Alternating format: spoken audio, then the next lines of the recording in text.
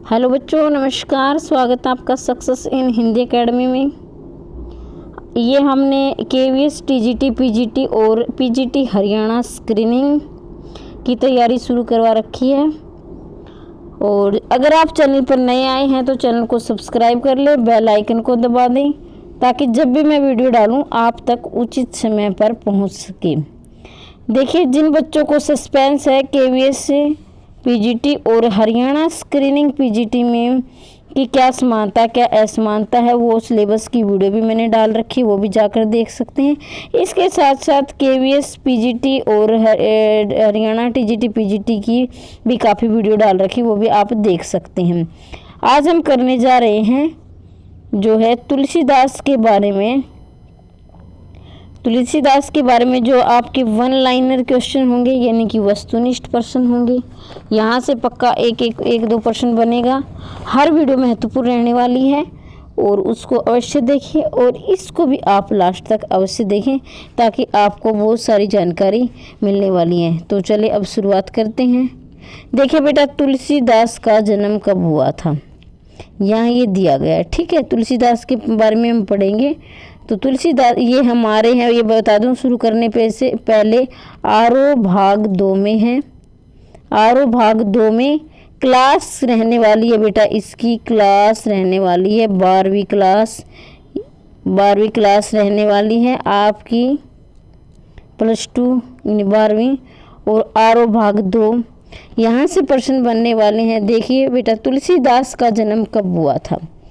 तुलसीदास का जन्म हुआ था 1532 सन, क्या है, सन 1532 में। ठीक है, और आगे बढ़ते। तुलसीदास का जन्म बांदा जिले के किस गांव में हुआ था। तो बांदा जिले के किस गांव में हुआ था, राजापुर गांव में हुआ था। बांदा जिले के किस गांव में, राजापुर गांव में। कब हुआ था बेटा, 1532 में हुआ था। ठीक है, और आगे बढ़ते हैं। बांदा जिला भारत के किस प्रदेश में स्थित है। जो बांदा जिला है वो भारत के किस प्रदेश में स्थित है। प्रदेश मतलब स्टेट होता है, जिसको इंग्लिश में आप स्टेट बोलते हो, राज्य बोलते हो, प्रदेश बोलते हो। तो किस प्रदेश में हुआ था। देखिए, इनका जो हुआ था जन्म उत्तर प्रदेश में। उत्तर प्रदेश, राजापुर गांव था। सन कितना था, 1532 था। सन क्या था, 1532। राजापुर क्या था, गांव था। जिला कौन सा था, बांदा था। और जो आपका प्रदेश था उत्तर प्रदेश था। ठीक है, अब आते हैं अब इनका निधन कब हुआ था, इनकी मृत्यु कब हुई थी, इनका देहावसान कब हुआ था और कब ये स्वर्ग सिधारे थे। ऐसे प्रश्न भी पूछ लिए जाते हैं। जैसे कभी कोई बच्चा पहली बार तैयारी कर रहा है उसके लिए मैं बता देती हूँ। देहावसान का मतलब होता है बेटा मृत्यु। और इनकी मृत्यु कब हुई थी, तो इनकी मृत्यु हुई थी सन 1623 में। ध्यान दीजिए बेटा, 1623 में हुई थी। ठीक है, तो यहाँ दिया गया है 1532। 1532 में क्या हुआ था, इनका जन्म हुआ था। और 1623 में क्या हुई थी, मृत्यु हुई थी। तो देखिए, आज के बाद इसको आप कभी नहीं भूलोगे। 32 का उल्टा कर दीजिए आप। क्या, 32 का उल्टा कितना होता है, 23। ठीक है, इधर से देखिए, इधर ये 2 और इधर ये 3। ठीक है, 1532। लेकिन अब देखिए 1532, अब इधर क्या है, 1500 है, इसका आपको 1600 बनाना है, यानी 6, इधर 5 है तो इधर 6 बनाना है। देखिए, वैसे भी ध्यान रह जाएगा क्योंकि 1532 में जन्म हुआ था तो 23 में तो मृत्यु हो नहीं सकती, इससे आगे ही हुई होगी। तो 1623 में इनकी मृत्यु हुई थी। उम्मीद करती हूँ कि आपको समझ में आ रहा होगा। अगर फिर भी किसी प्रश्न में आपको डाउट रह जाता है तो बेटा कमेंट्स बॉक्स में लिख देना, मैं आपके डाउट को दूर करने का प्रयास करूंगी। ठीक है, और किसी भी टॉपिक पर आप चाहते हो मैडम हमें इस टॉपिक पर वीडियो चाहिए, तो मैं उस टॉपिक के लिए भी वीडियो जल्दी आपके लिए लेकर आने वाली हूँ। लेकिन आपके व्यू जरूर लिखा करो कि आपको वीडियो कैसी लग रही है या फिर किसी सुधार की आवश्यकता है। अगर किसी सुधार की आवश्यकता होगी तो मैं नेक्स्ट वीडियो जो लेके आऊँगी उसमें सुधार करके ही वीडियो लेकर आऊँगी। तुलसीदास का निधन कहाँ हुआ था। अब हमने क्या पढ़ा था कि तुलसीदास का निधन कब हुआ था, तो हमने पढ़ा था 1623 में। ठीक है, लेकिन अब हम पढ़ने वाले हैं कि तुलसीदास का निधन 1623 में तो हुआ था, लेकिन कहाँ हुआ था, तो ये हुआ था बेटा एक मिनट, ये हुआ था इलाहाबाद। देखिए जो इलाहाबाद के अंदर इनका, और जो जन्म हुआ था इनका क्या हुआ था, काशी में हुआ था। ठीक है, माफ़ कीजिए, बांदा जिले के राजापुर में। ठीक है, बांदा जिले के राजापुर में। ये तो काशी में तो उनका हुआ था, कबीर का हुआ था। ठीक है, बांदा जिले के ये राजापुर गांव में हुआ था। आप देखिए रामचरितमानस के रचयिता का नाम लिखिए। बहुत बहुत जरूरी प्रश्न है बेटा। रामचरितमानस के रचयिता थे तुलसीदास। रामचरितमानस क्या था, एक हमारा हिंदी साहित्य का महाकाव्य था। और रामचरितमानस की भाषा पूछ ली जाती है तो बेटा रामचरितमानस की अवधी भाषा है। कौन सी भाषा है, अवधी भाषा है रामचरितमानस की। ठीक है, और इनका जो सन रहने वाला है 1574 रहने वाला है। ठीक है, और रामचरितमानस में कितने कांड हैं, तो ये भी प्रश्न पूछ लिया जाता है। रामचरितमानस में 7 कांड है। ठीक है, फिर इनसे ये पूछ लिया जाता है रामचरितमानस का सबसे बड़ा कांड कौन सा है, तो सबसे बड़ा कांड है बाल कांड। कौन सा बड़ा कांड है, बाल कांड जो है सबसे बड़ा कांड है इनका। ठीक है, 7 कांड है, बाल कांड बड़ा है। भाषा कौन सी, अवधी है। रामचरितमानस की रचयिता कौन है, तुलसीदास है। दोहा चौपाई में ये लिखा हुआ वो है, महाकाव्य है।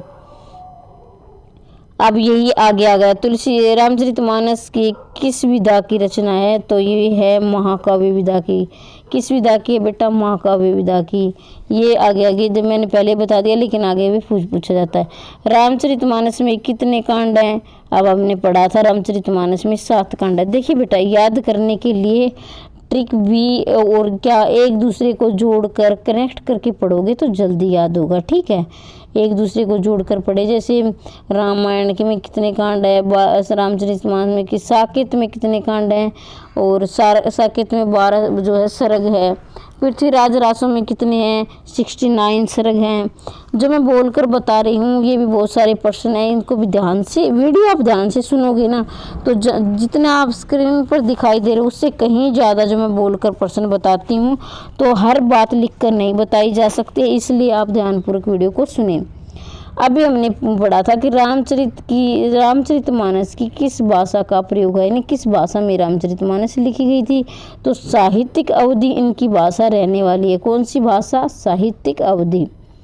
कवितावली के रचयिता का नाम बताएंगे। देखिए कवितावली है, इनकी एक रचना और पूछ लिया। कवितावली के बारे में तो आपने जाना कि ये तुलसीदास की है।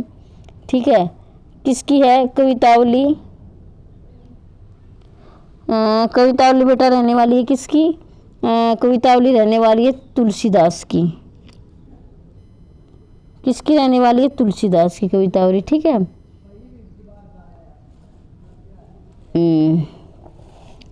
तो अब रहने वाले इसके साथ हम एक और बात पढ़ेंगे कि एक आता है कृष्ण गीतावली। ठीक है, कृष्ण गीतावली, ये बहुत पेपर में पूछा जाता है। कृष्ण गीतावली, कृष्ण गीतावली समझ गए होगी, कृष्ण गीतावली लिख रही हूँ मैं इसको, कृष्ण गीतावली। तो क्या है कि जिस बच्चे ने पढ़ा है वो तो लगाएगा तुलसीदास है, लेकिन बेटा जिस बच्चे ने नहीं पढ़ा है वो इसका सूरदास लगाएंगे। क्यों लगाएंगे, क्योंकि आप ये सोचोगे भी तुलसी, ऑप्शन में पक्का मिलेगा आपको सूरदास, ये भी मैं गारंटी के साथ कहती हूँ कि तुलसीदास आपको बेटा ऑप्शन में पक्का मिलेगा।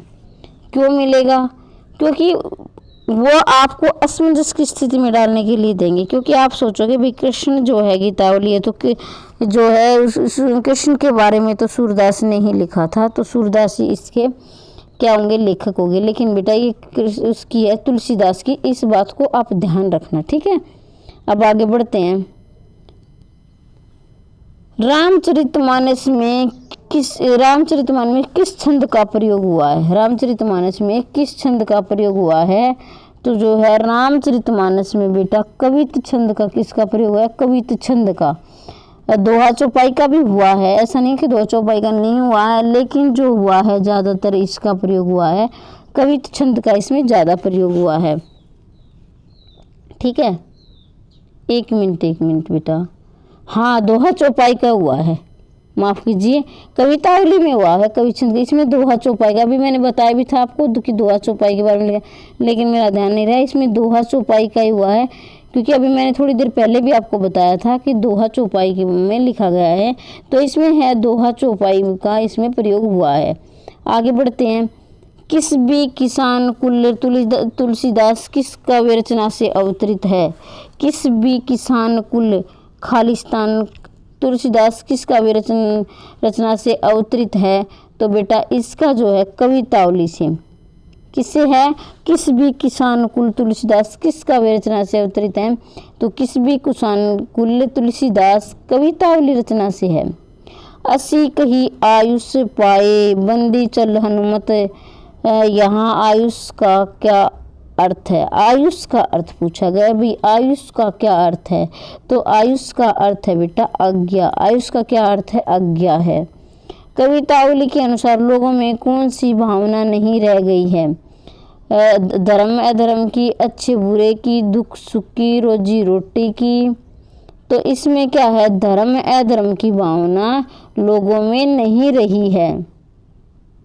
ठीक है, क्या है? धर्म अधर्म की भावना लोगों में नहीं रही है, तो इसका ऑप्शन नंबर ए सही हो जाएगा। अब आगे बढ़ते हैं।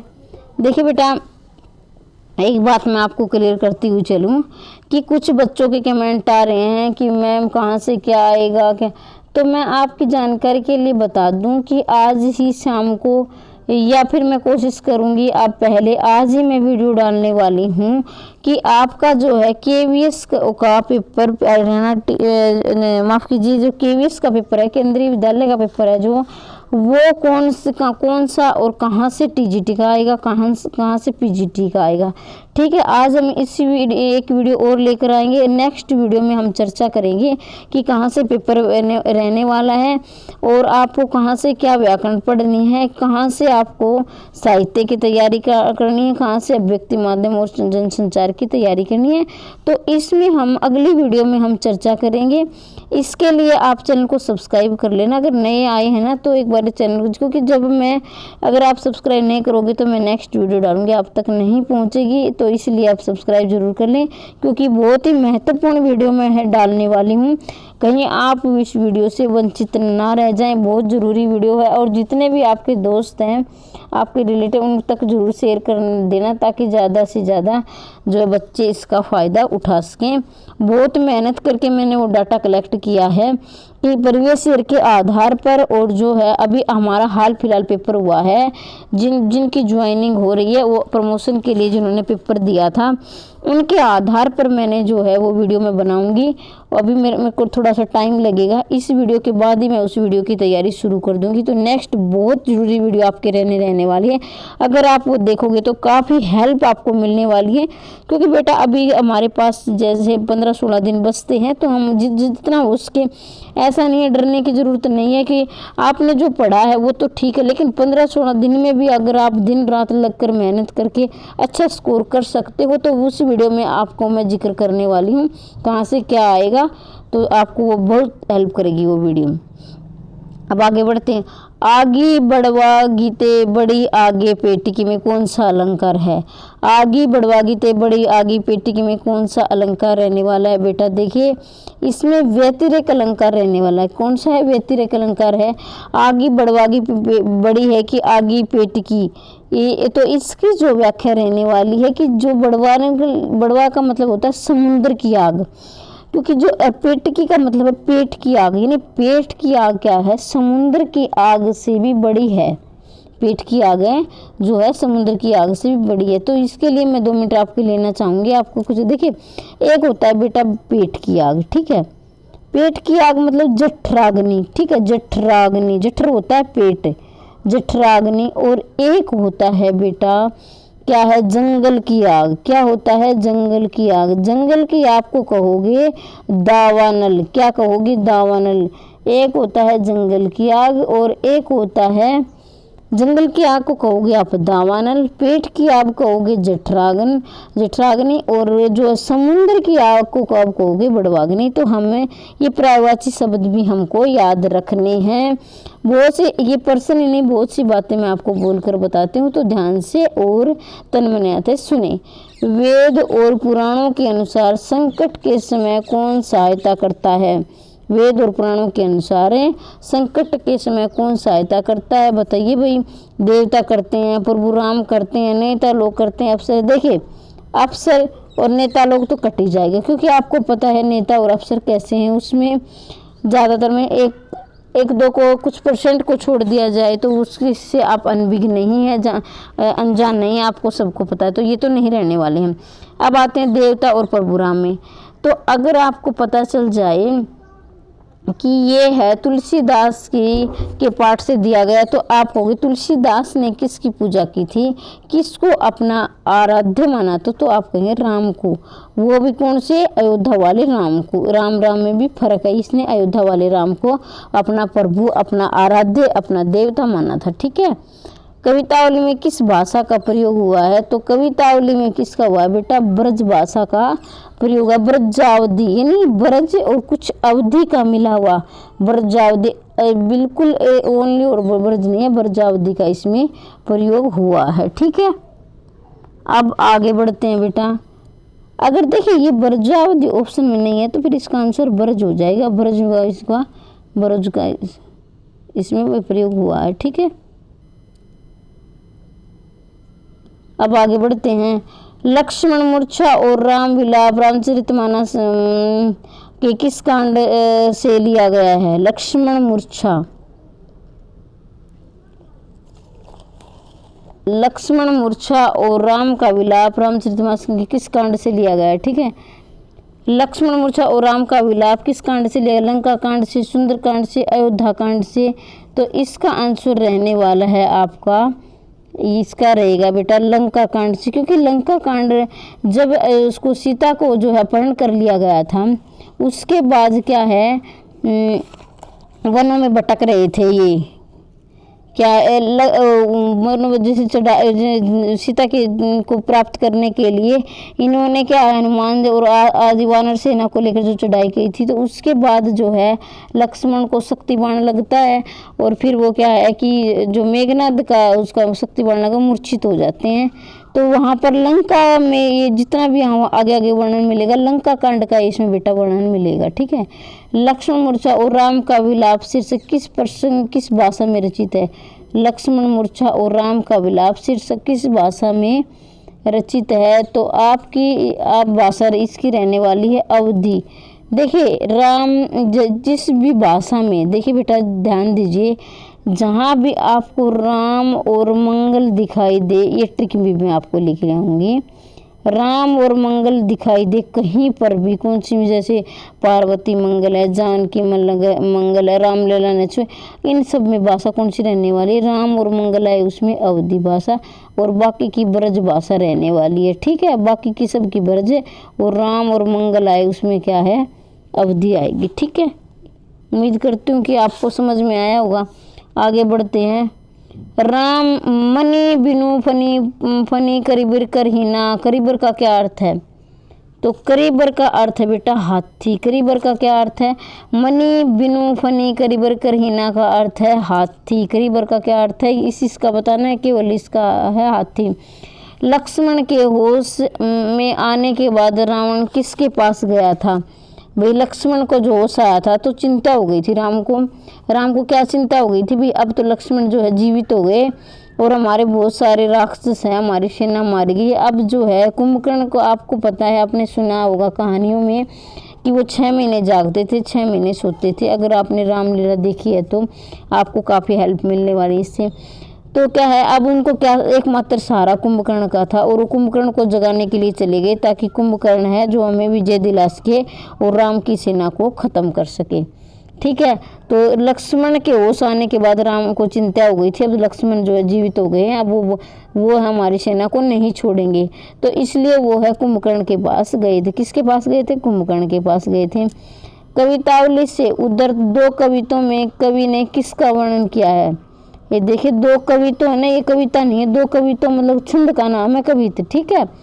जो कवितावली से उद्धृत 2 कविता है ना, 2 कविता में कवि ने किसका वर्णन किया है, सामाजिक स्थिति का, आर्थिक विषमता का, धार्मिक स्थिति का, राजनीतिक का, तो आप कहेंगे आर्थिक विषमता में। ठीक है। आर्थिक विषमताओं का उन्होंने जिक्र किया। जो कवितावली में इन्होंने कहा है कि इतनी जो गरीबी है कि अब जो है इतनी गरीबी फैली हुई है हमारे देश में, जो रावण रूपी जो गरीबी इतनी फैली हुई है कि क्या है कि लोग अपने बच्चों तक का पेट पालने के लिए बेच देते हैं। क्योंकि जो पेट की आग है वो है, अभी हमने जिक्र किया था कि समुद्र की आग से भी बड़ी है।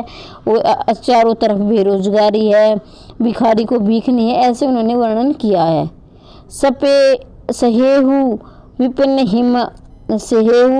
हिम आतप बाता, सहेहु विपिन हिम आतप बाता। आतप का क्या अर्थ है, यहाँ आपको बताना है आतप का क्या अर्थ है। तो बेटा आतप का अर्थ है धूप। देखिए ये आ रहे हैं ना, इसका क्या अर्थ है, इसका क्या अर्थ है, ऑप्शन नंबर बी सही हो जाएगा, आतप का अर्थ। तो आपने जब पाठ के पीछे जो है आप एनसीईआरटी की बुक पढ़ोगे, पाठ के पीछे शुद्ध या फिर शब्दार्थी उसको पढ़ लेना, क्योंकि प्रायवाची में ये पूछ ले, व्याकरण बहुत रहने वाली है। अब अगली वीडियो बनाऊंगी ना तब आपको वो वीडियो जरूर देखना, उससे वंचित मत रहना, बहुत आपको हेल्प मिलने वाली है। उस वीडियो में मैं जिक्र करूंगी बेटा कहाँ से क्या आएगा। तुलसीदास की प्रामाणिक रचना की संख्या कितनी। एक तो इसको देखिए बेटा, प्रश्न को हल करने से पहले आप प्रामाणिक देख लेना। इसमें क्या लगा है, इक प्रत्यय लगा है, ठीक है। जब इक प्रत्यय लगता है किसी भी शब्द के पीछे, प्रत्यय किस में लगता है, इसमें प्रमाण प्लस इक प्रत्यय लगा। किसी भी शब्द के पीछे अगर इक प्रत्यय लगता है तो प्रथम वर्ण में क्या है, बढ़ोतरी कर देता है, इसलिए प्रमाण से प्रामाणिक बना है। कभी मैं आपको प्रत्यय पढ़ाऊंगी फिर अच्छी तरह समझाऊंगी, बस इतना समझ लीजिए। ये प्रामाणिक शुद्ध अशुद्ध में भी पूछ लिया जाता है और इसमें प्रत्यय में भी पूछ लिया, तो इसमें इक प्रत्यय है और शुद्ध इसका ये रहने वाला है, स्क्रीन पर आपको दिखाई दे रहा है। तो आप एक पंथ दो काज नहीं, मैं तो ये कहती हूँ एक पंथ आप 4-4, 5-5 काज कीजिए, साथ साथ शुद्ध अशुद्ध और प्रत्यय प्रायवाची भी याद करते हुए चले। जरूरी नहीं ये प्रश्न ही आपके आने वाले यहाँ से, फिर आप कहोगे मैडम की वीडियो देखते थे मैं तो ये दिखाई नहीं दे। भाई बहुत सी जानकारी ऐसी मैं जो बोलकर बताती हूँ, ध्यान से सुना करो, ध्यान को, और पूरी वीडियो को लास्ट तक देखोगे तभी आपको नॉलेज मिलने वाली है। तो बेटा देखिए, तुलसीदास की प्रामाणिक रचनाओं की संख्या कितनी थी बताइए बेटा। इसमें जो है 12 थी। वैसे तो बहुत और भी रचनाएं इनकी रही होंगी, क्योंकि हमें जो मिलती है ना प्रमाणिक, हम उन्हीं का अध्ययन करते, तो इन्होंने जो है 12 रचनाएं हमारी में इनको मिली। और किसके आधार, रामचंद्र शुक्ल ने माना है इनकी, किसने माना है, रामचंद्र शुक्ल ने बोला है कि इनकी जो ये 12 रचनाएं हैं ये प्रामाणिक है, ठीक है। तुलसीदास में कुल कितनी रचनाएं प्राप्त हुई है, तो तुलसीदास के नाम की, माफ़ कीजिए, तुलसीदास के नाम से कुल कितनी रचनाएं प्राप्त हुई हैं।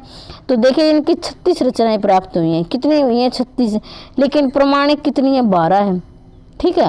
प्रामाणिक कितनी है बेटा, 12 है, लेकिन टोटल कितनी है, प्रामाणिक 12 और कुल हो जाएंगी इसकी 36। कुल कितनी होगी, 36, और प्रामाणिक है 12। इस बात का ध्यान रखना है, कुल है कितनी, 36, और प्रामाणिक कितनी है, 12। वो भी ऑप्शन के अनुसार दिखाए पता चलेगा बेटा, ठीक है।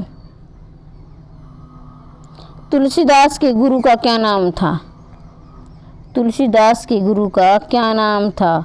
तो तुलसीदास के गुरु का नाम था, क्या नाम था बेटा बताइए। ये तुलसीदास के गुरु का नाम था नरहरिदास। किसके क्या नाम था, नरहरिदास, ठीक है। तुलसीदास की रचना का क्या नाम था, नरहरिदास, ठीक है। और ये देखिए वल्लभाचार्य किसका नाम था, वल्लभाचार्य आ जाए तो किसके गुरु का नाम था, सूरदास के गुरु का क्या नाम था, वल्लभाचार्य था, ठीक है। ये सूरदास किसके पास रहकर किसके पास रहकर 15 वर्षों तक वेदों का अध्ययन किया, ठीक है।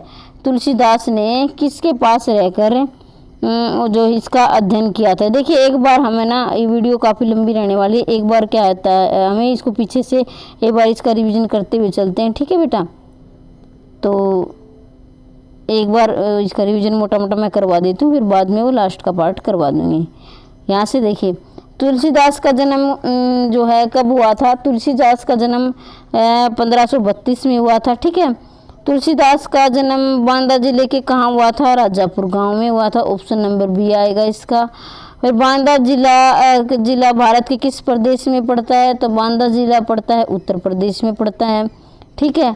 फिर आगे बढ़ते हैं, तुलसीदास का निधन कब हुआ था, तो निधन हुआ था इसका 1623 में हुआ था। जल्दी जल्दी कर रहे हैं भाई, रिवीजन कर रहे हैं, कहीं आप मैडम जल्दी जल्दी करवा रही है।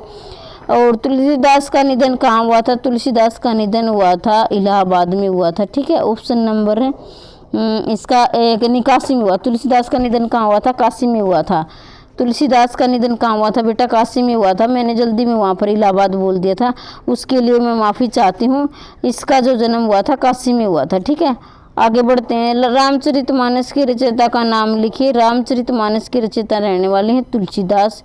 रामचरितमानस किस विधा की रचना है? तो ये महाकाव्य है। आगे बढ़ते हैं। तुलसीदास में रामचरितमानस में कितने कांड हैं? तो रामचरितमानस में 7 कांड है। रामचरितमानस में किस भाषा का प्रयोग हुआ है? रामचरितमानस में किसका हुआ है? जो है साहित्यिक अवधि का। किस भाषा का हुआ है बेटा? साहित्यिक अवधि का। साहित्यिक अवधि का इसमें प्रयोग हुआ है। किस भाषा का हुआ है बेटा? साहित्यिक अवधि का इसमें प्रयोग हुआ है। फिर आते हैं, कवितावली की रचयिता का क्या नाम है? कवितावली की रचयिता का नाम है इसमें रहने वाला आपका ऑप्शन नंबर जो है 3 इसका है तुलसीदास। किसका है? तुलसीदास। कवितावली के रचयिता कौन है? तुलसीदास हैं। फिर आगे बढ़ते, रामचरितमानस में किस छंद का प्रयोग हुआ है? तो रामचरितमानस में बेटा दोहा चौपाई का प्रयोग हुआ। किसका हुआ है? दोहा चौपाई का प्रयोग हुआ है। फिर आगे बढ़ते हैं, किस भी किसान कुल तुलसीदास में किस काव्य रचना से संबंधित है? तो इसमें कवितावली से लिया गया। क्या किस भी किसान कुल जो काव्य रचना है वो ये कवितावली से। असी कही आयुष पाई पद बंदे हनुमत का। आयुष का अर्थ बताना है बेटा। आयुष का अर्थ रहने वाला है आज्ञा। क्या रहने वाला है? आज्ञा। आगे बढ़ते हैं, कवितावली कविता के अनुसार लोगों में कौन सी भावना न रह गई है? तो कवितावली के अनुसार लोगों में धर्म अधर्म की भावना नहीं रही है। ठीक है, तो फिर आगे बढ़ते हैं, जो वेदों और पुराणों के अनुसार संकट के समय कौन सहायता करता है? वेदों और पुराणों के समय, संकट के समय कौन सहायता करता है? इसमें प्रभु राम जो है सहायता करते हैं वेदों। कवितावली में किस भाषा का प्रयोग हुआ है? तो कवितावली में ब्रजावधि का प्रयोग हुआ है। ब्रजावधि, ब्रज और अवधि। लक्ष्मण मूर्छा और राम विलाप चरितमानस में किस कांड का प्रयोग हुआ है? लक्ष्मण मूर्छा और राम विलाप में लंका कांड का प्रयोग, जो लंका कांड से लिया गया है लक्ष्मण मूर्छा और राम विलाप। आगे बढ़ते हैं, मनी बिनु फनी करीबर की हिना। वो जो करीबर का क्या अर्थ है अभी हमने पढ़ा, हम रिवीजन कर रहे हैं। हाथी। लक्ष्मण मूर्छा होने आने के बाद रावण किसके पास गया था? लक्ष्मण मूर्छा में होश में आने के बाद राम किसके पास गया था? कुंभकर्ण के पास गया था। फिर आता है हमारा कवितावली से उधर दो कविता में कवि ने किसका वर्णन किया है? तो ऑप्शन नंबर सही इसका सी हो जाएगा, आर्थिक विषमता का वर्णन किया है। तो सपने हिम आतप। आतप का क्या अर्थ है बेटा? आतप का अर्थ है धूप। आतप का क्या अर्थ है? धूप। आतप का क्या अर्थ है? धूप है। ठीक है, ऑप्शन नंबर इसका जो है 23 का बी हो जाएगा। आतप का अर्थ है धूप। फिर आगे बढ़ते हैं, तुलसीदास की प्रामाणिक रचना कितनी है? तुलसीदास की प्रामाणिक रचना है 12 और तुलसीदास की कुल कितनी रचना है? 36 है। ठीक है, आगे बढ़ते हैं, तुलसीदास के गुरु का क्या नाम था? तुलसीदास के गुरु का नाम था नरहरिदास। ठीक है, फिर आगे बढ़ते हैं, तुलसीदास ने किसके पास रख रहे हैं? यहाँ तक हमारे हो चुके थे, रिवीजन कर रहे थे हम, आप ध्यान से पढ़ेंगे। तुलसीदास ने किसके पास रहकर 15 वर्षों तक वेदों का अध्ययन किया था? तो तुलसीदास ने शेष सनातन के पास रहकर, किसके पास? शेष सनातन के पास रहकर 15 वर्षों तक वेदों का अध्ययन किया था। किसके पास? वेदों के का अध्ययन किया था। जानकी मंगल किस प्रकार की रचना है? जानकी मंगल किस प्रकार की रचना है? तो जानकी मंगल है, अभी हमने जिक्र किया था, जानकी जहाँ पर राम और मंगल में अवधि भाषा है, और ये है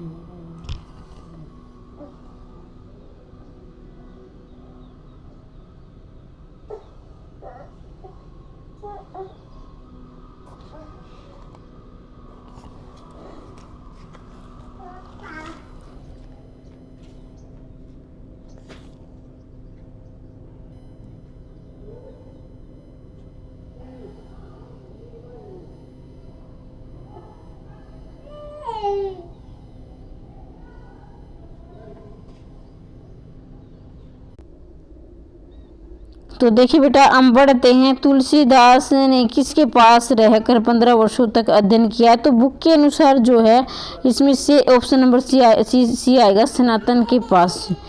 और इनके गुरु का नाम क्या था?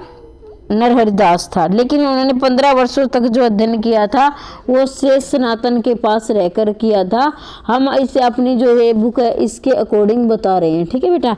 आगे बढ़ते, जानकी मंगल किस प्रकार की विधा है? तो देखिए, जानकी मंगल, पार्वती मंगल जहाँ पर भी आएगी आपकी मुक्तक रहने वाली है, ठीक है, मुक्तक। तुलसीदास की कीर्ति का आधार स्तंभ क्या है? तुलसीदास की जो कीर्ति है उसका जो है आधार स्तंभ क्या है? तो तुलसीदास की कीर्ति का आधार स्तंभ है, ये आप सभी जानते हैं कि रामचरितमानस में इन्होंने बहुत जो प्रसिद्धि मिली थी, ठीक है। नारी हानि शेष क्षति नाई, क्षति का क्या अर्थ है? क्षति का क्या अर्थ है बेटा बताइए? तो देखिए, आप भी अपने प्रश्न में याद किए हैं ना, तो लगाते हुए चले मेरे कितने याद हैं। तो क्षति का अर्थ है हानि। आपने भी ये कई बार पढ़ा है कि क्षति मतलब प्रायवाची में आपने पढ़ा है, वो ऐसे मिल जाता क्षति। क्षति का क्या अर्थ है? हानि। तो ये जो है भाषा हमारी ब्रज अवधि मिलकर ऐसी होती है। नारी हानि में क्षति का अर्थ ये हो चुका। लक्ष्मण मूर्छा और राम का विलाप में कवि ने राम के किस रूप का वर्णन किया है? ईश्वर रूप का वर्णन किया है, राजा रूप का किया है, देवता रूप का किया है, मानव रूप में किया है? तो देखिए, वो मानव रूप में, क्योंकि मानव की तरह ही वो हर जो है एक पति धर्म निभा रहे हैं, भाई का धर्म निभा रहे हैं, माता पिता का धर्म निभा रहे हैं, और किस प्रकार मानव की तरह दुख के समय में अपने भाई के लिए रो भी रही हैं, ठीक है। तो मानव रूप में इसका वर्णन हुआ है। हनुमान जी संजीवनी बूटी लेकर आए तो कवि ने करुण रस में किस रस के समावेश की कल्पना की है? किस रस का जो वहाँ पर ही प्रयोग हुआ है, तो ये आपको बताना है। तो ये जो है वीर रस का, आप सभी जानते हैं। जब वो हनुमान जी संजीवनी बूटी लेकर आए थे तो आपने कई बार उसमें देखा होगा, रामायण में देखा हो या कहीं भी कोई फिल्म देखी हो जो हनुमान जी से संबंधित थी, तो किस प्रकार वो पहाड़ हाथ पर पहाड़ उठाकर ले आए थे। जगदम्बा हरि हानि अब सट चाहत कल्याण, पंक्ति किसकी है? जगदम्बा हरि हानि सब सट चाहत कल्याण में जो ऑप्शन नंबर सी कुंभकर्ण का। जगदम्बा हरि हानि सब सट चाहत कल्याण, तो ये है कुंभकर्ण का। क्या है? जगदम्बा हरि हानि सब सट चाहत कल्याण, कुंभकर्ण का।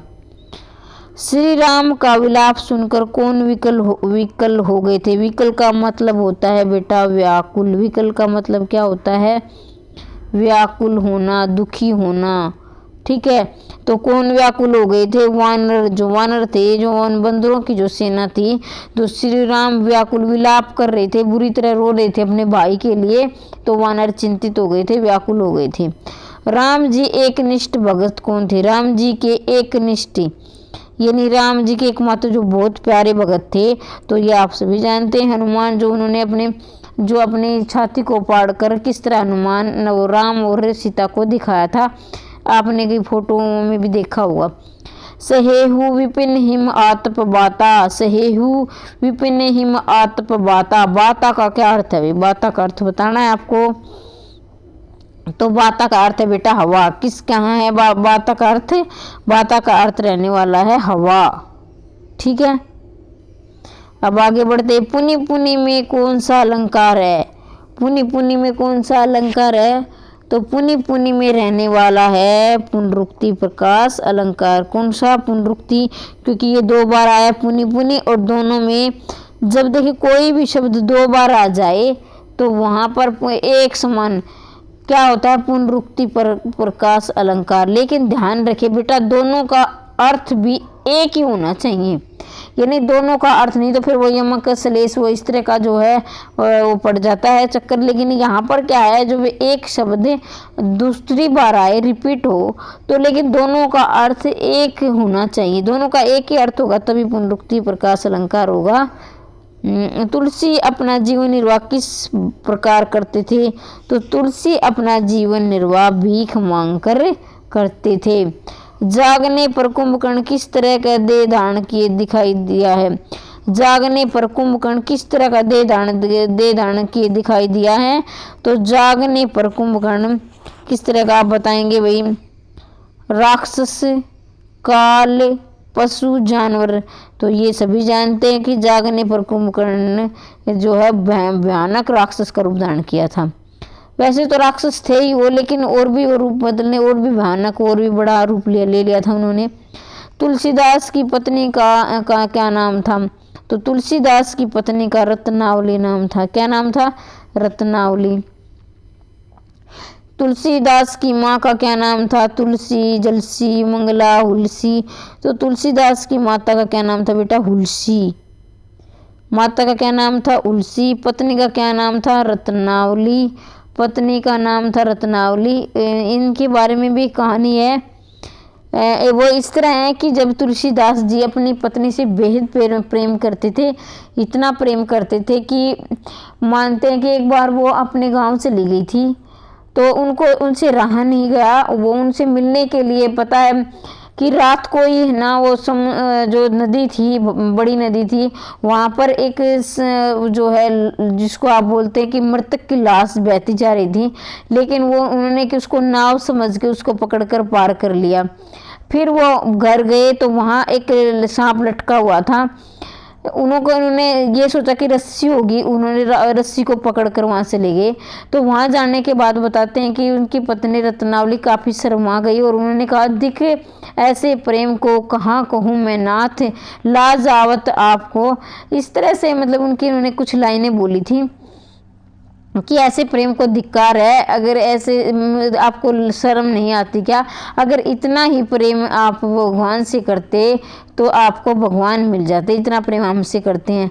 तो उन्होंने कहा था, तो वो बोले कि उन्होंने अपने आप को बहुत प्रायश्चित किया था कि ऐसे प्रेम का क्या है जो पत्नी बीच के सबके सामने बेइज्जती कर दे।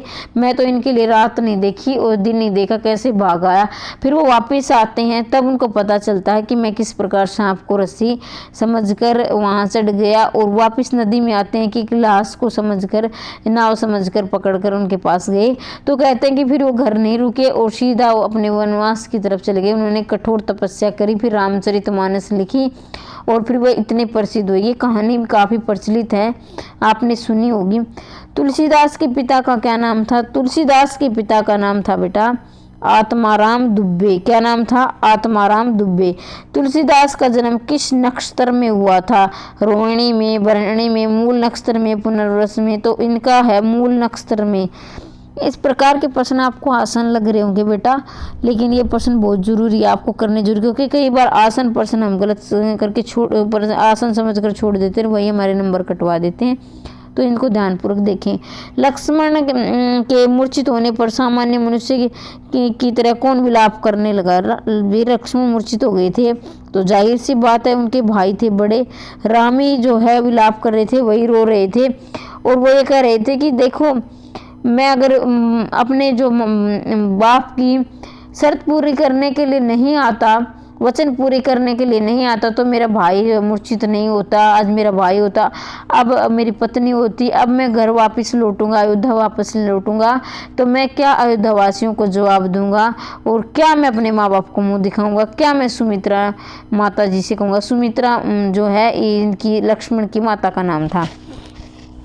श्री राम ने किसकी हानि को विशेष हानि नहीं बताया? जो श्री राम ने है पत्नी की हानि को विशेष हानि नहीं बताया, इस पाठ के अनुसार बताया जा रहा है बेटा। श्री राम के मतानुसार पंखों के बिना किसकी स्थिति दयनीय होती है?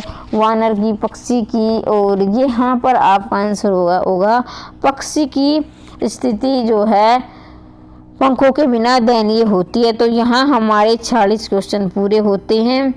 मैंने कोशिश की है आपको समझाने की और भी प्रश्न लाने की, और जो अच्छे बाकी भी मैंने बहुत प्रश्न बताए हैं आपको। वीडियो ध्यानपूर्वक देखी होगी तो पक्का याद हुआ होगा। अगर फिर भी अगर कोई डाउट है तो वीडियो को एक बार फिर से देख लेना, अच्छी तरह याद हो जाएगा, नोट भी कर सकते हैं। और इसके साथ ही मैं चाहती हूँ कि आपका सिलेक्शन श्योर हो, ऐसी मैं कामना करती हूँ। आपकी जल्दी जॉब लग जाए बेटा। मेहनत करते रहिए, मुस्कुराते रहिए, पढ़ते रहिए, आगे बढ़ते रहिए। वीडियो देखने के लिए धन्यवाद।